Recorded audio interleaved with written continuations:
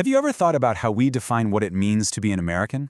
Well, it turns out one of the most fundamental answers to that question comes from the story of a single person, a cook, whose fight for his own rights ended up shaping the entire nation. It's an incredible story that goes all the way to the Supreme Court. So let's just start with a really basic question.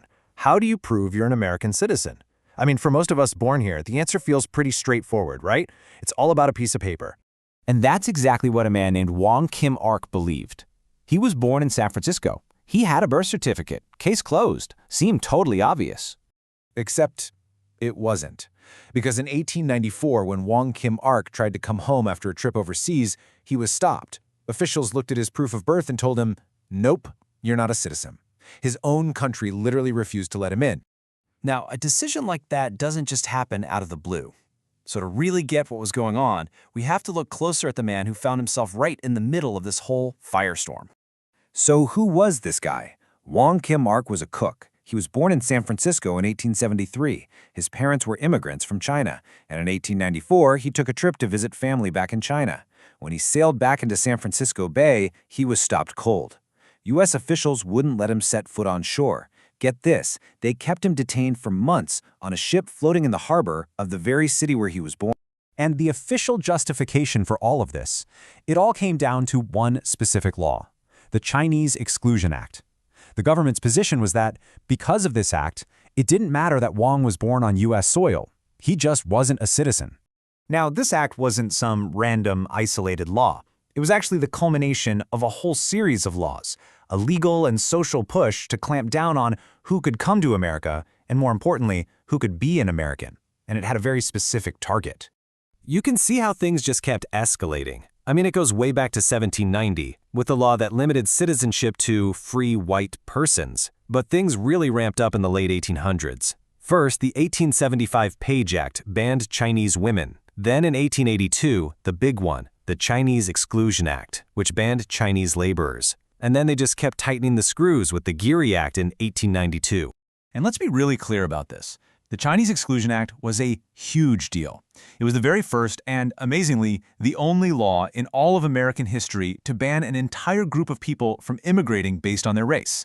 It all happened during a tough economic time, when it was easy to point fingers and make Asian immigrants the scapegoat for the country's problems. So there's Wong Kim Ark, stuck on a ship in his own hometown. He could have just given up, but he didn't. He decided to fight back. And his fight, a case called United States versus Wong Kim Ark, went all the way to the highest court in the land, the Supreme Court. The whole massive case really boiled down to one single fundamental question. The government argued for something called jus sanguinis, which is basically right of blood. They said, hey, his parents were Chinese subjects, so he is too. But Wong's lawyers argued for jus soli, or right of the soil. They pointed right to the 14th Amendment, which says all persons born in the United States are citizens. So which is it? Is citizenship in your blood, or is it in the land where you're born? Finally, in 1898, the Supreme Court handed down its decision, and they sided with Wong Kim Ark. They ruled that the 14th Amendment means exactly what it says. If you are born on U.S. soil, you are a U.S. citizen, period. This one case basically cemented the principle of birthright citizenship into American law. Okay, so a huge, huge legal victory. But that gets you thinking, right? What about that Chinese Exclusion Act, the law that kicked this whole thing off? It was supposed to protect American workers. So, did it?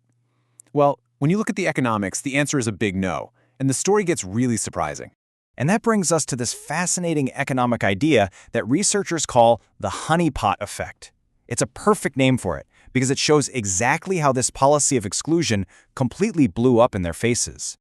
So first, you got to picture the American West back then. Chinese laborers were a huge part of the workforce there. So when the Exclusion Act suddenly slammed the door shut, it didn't just stop new people from coming in, it created this massive labor vacuum, especially out west. And that vacuum is what created the honeypot. See, the whole point of the law was supposedly to help low-skilled American-born workers by getting rid of the competition. But what it actually did in the long run was set a trap for those very same workers. So here's how the trap worked. Step 1. You kick out the Chinese laborers. Step 2, suddenly there's a worker shortage, so wages for those jobs go up for a little while. That's the honeypot. Step 3, native-born workers rush in to take these suddenly higher-paying, low-skilled jobs. And why would they bother learning a new trade or getting more education? The money's good right where they are. But then, step 4 happens. Eventually, other immigrant groups came and filled the labor gap. Wages went back down, and all those workers who jumped into the honeypot were now stuck with no new skills and nowhere to go. And the craziest part, this honeypot of high wages didn't even last that long. Researchers estimate it was only around for maybe 3 to 4 years before all the negative long-term effects really started to set in. A super short-term gain for some long-term pain.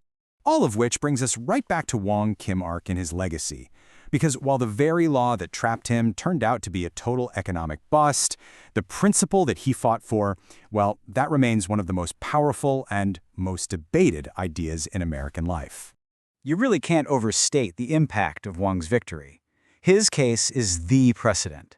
It's the foundation of birthright citizenship as we know it. It's been cited over and over again in other court cases.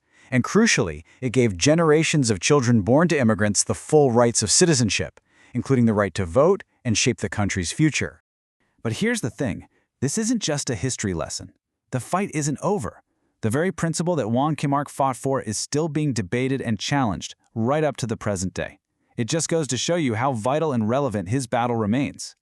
So when you boil it all down, the story of this one cook from San Francisco really leaves us with two big, powerful truths. The first is that one person fighting for what's right can literally define what a nation stands for.